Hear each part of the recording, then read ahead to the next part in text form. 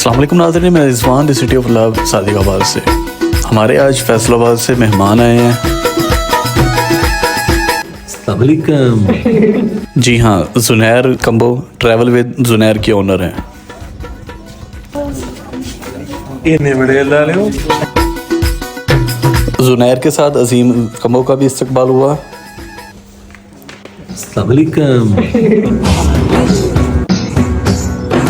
मगरिब का टाइम था, हमने सबसे पहले रोज़ा इफ्तार किया और उसके बाद हम सब ने इकट्ठे बाजमात नमाज मगरिब अदा की। नमाज मगरिब के बाद डिनर हुआ जो कि सलमान तारिक की जानिब से था, और उसके बाद फिर मैंने एक इंटरव्यू किया जिसके कुछ क्लिप्स ये हैं। वो अल्लाह पुलिस वाले लगते नहीं, बिलावल लगता। सिर्फ फकीरी में नहीं है, हर मकतब, हर नस्ल, रंग, मजहब, हर एक। हाँ, अरशद भाई सियालकोट वाले माशाल्लाह।